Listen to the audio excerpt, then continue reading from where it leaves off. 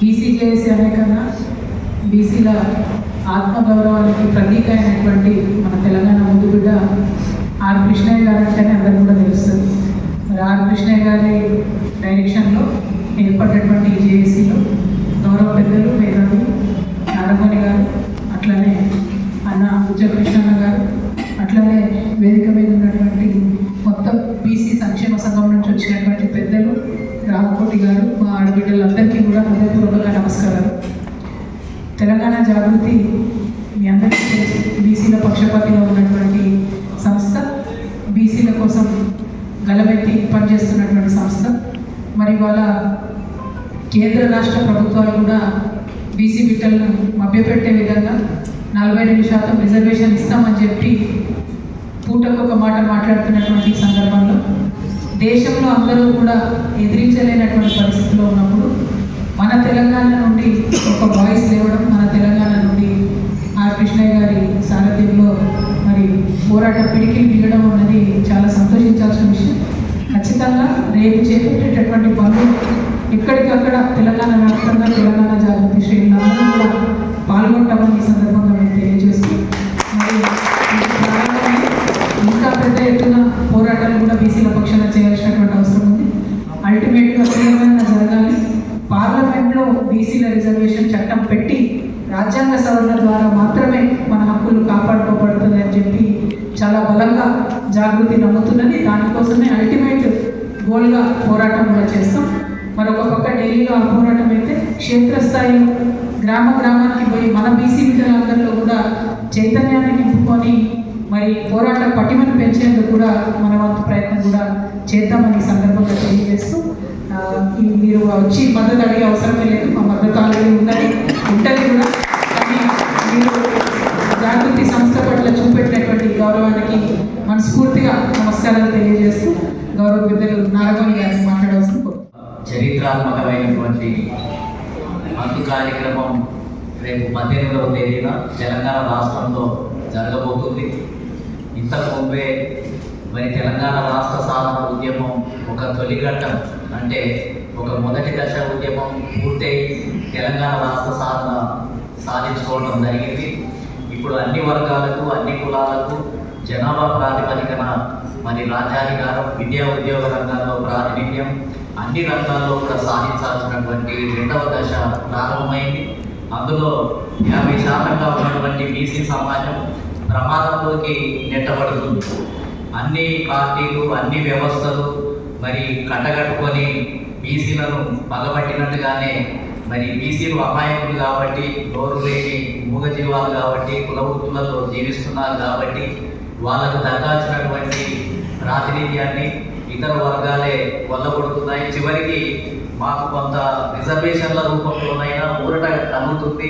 కొంత సమానత్వం, రాజ్యాంగంలో సమానత్వము, అదేవిధంగా పొలిటికల్ జస్టిస్ అనే పదాలు ఉన్నాయి.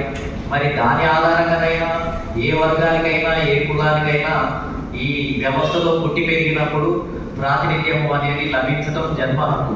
కాబట్టి మేము ఇలా బీసీ సమాజం, ఇప్పుడు బీసీ సమాజం ఒకటే, అన్ని ఏజెండాలు ఉంటే ఇప్పుడు బీసీ సమాజం యొక్క ఏజెండానే వాళ్ళకు లభించాల్సిన హక్కులు, అధికారాలు అనే ఏజెండానే మిగులుతుంది. దాన్ని మేము కోర్టులలో కూడా మరి వెళ్ళినప్పుడు అనేక రకాలైనటువంటి కారణాలతోటి మరి స్టే ఇవ్వడం అనేది జరుగుతుంది. గతంలో కూడా 1986లో ఎన్టీ రామారావు గారు రిజర్వేషన్లు పెంచినప్పుడు స్టే ఇవ్వడం జరిగింది. 1990లో మండల్ కమిషన్ అమలు చేసినప్పుడు కూడా స్టే ఇవ్వడం జరిగింది. ఇప్పుడు స్థానిక సంస్థలలో కూడా మరి రిజర్వేషన్లు పెంచినప్పుడు 42% పెంచినప్పుడు కూడా స్టే ఇవ్వడం జరిగింది. ఇదే కాదు, మహారాష్ట్ర, అనేక రాష్ట్రాలు, బీహార్ రాష్ట్రాల్లో కూడా స్టే ఇవ్వడం. 4 దశాబ్దాల నుంచి కూడా మీరు చేస్తున్న పోరాటం చాలా స్ఫూర్తిదాయకం. మీ పేరు జాతీయ స్థాయిలో కూడా నిలబడాలని నేను అనేక అటువంటి కార్యాచరణ కూడా మీరు ఏది తీసుకున్నా ఢిల్లీ వరకు రావడానికైనా, ఎక్కడి వరకు రావడానికైనా జాగృతి కార్యకర్తలు ఎప్పుడైనా సిద్ధంగా ఉంటారని కూడా ఈ సందర్భంగా ఆర్ కృష్ణయ్య గారు మాట్లాడవలసింది కోరుతున్నాను. ఈ కార్యక్రమానికి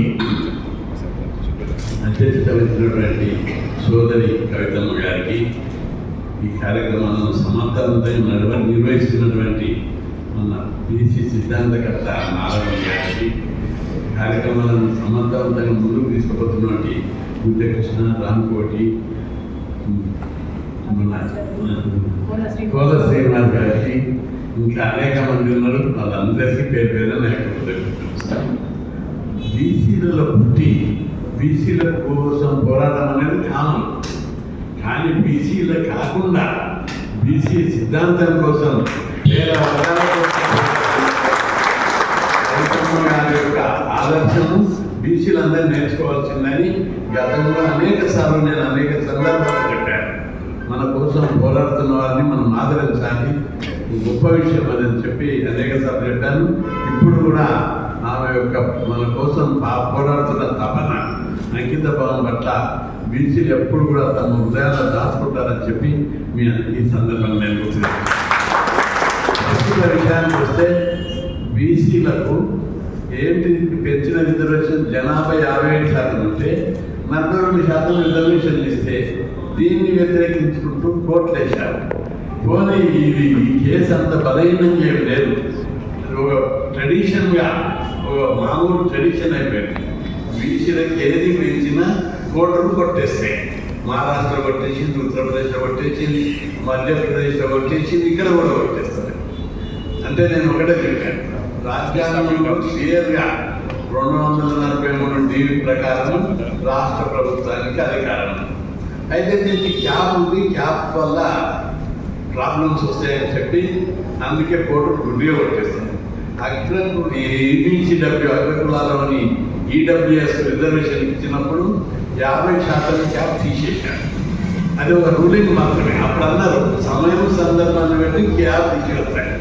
ఇంకొక సందర్భంగా మండల్ కేసు, ఉత్తరప్రదేశ్ కేసు సందర్భంగా కూడా జనాభా లెక్క నుండి సందర్భాన్ని బట్టి, కోర్సును బట్టి రిజర్వేషన్ పెంచుకోవచ్చని తీర్పించాయి. ఇవి ఎగ్జాంపుల్ బలంగా ఉన్నాయి.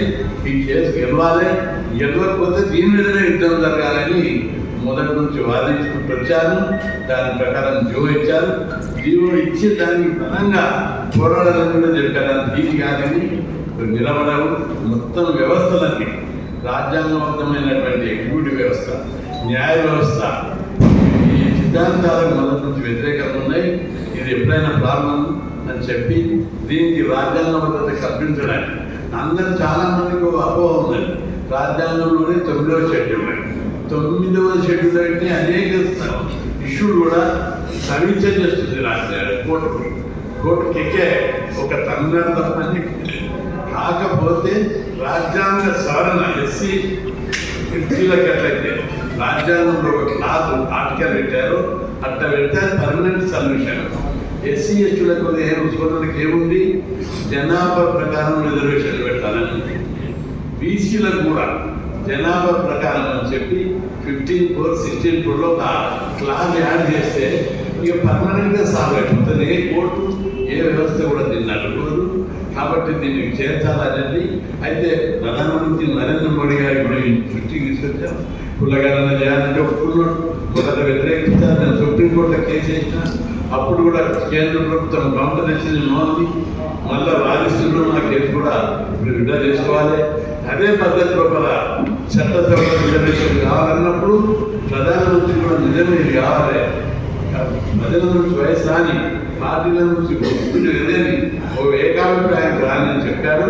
అందుకే బీసీలలో బలమైనటువంటి ఉద్యమం ఒక్క రాష్ట్రంలో మనం తయారు చేసినా దాని ప్రభావం కేంద్రం మీద పడుతుంది. జనాభా ప్రకారం ఈ లోకల్ బాడీ కాదు, చట్ట సభలు కూడా రిజర్వేషన్ వస్తాయి. వచ్చే వరకు మనం అందరం పోరాడదాం. ప్రత్యేకంగా కవితమ్మ గారి ఆధ్వర్యంలో నడుస్తున్న జాగృతి సంస్థలో సమర్థులైనటువంటి కార్యకర్తలు నాయకులు ఉన్నారు. వాళ్ళందరూ కూడా మొదట విద్యార్థి దశలో వీళ్ళందరూ కూడా బీసీ ఉద్యమాలలో పాల్గొన్నవారు. ప్రతి ఒక్కరు కూడా అది కానీ కోల శ్రీనివాస్ కానీ ఇంకా చాలా మంది ఇక్కడ ఉన్న వాళ్ళందరూ కూడా ప్రతి ఒక్కరు కూడా పాల్గొన్న వాళ్ళు ఇక్కడ ఉన్నారు. నాయకత్వం అనేది బాగా వెల్ ట్రైనింగ్ అని ఉంటున్నారు.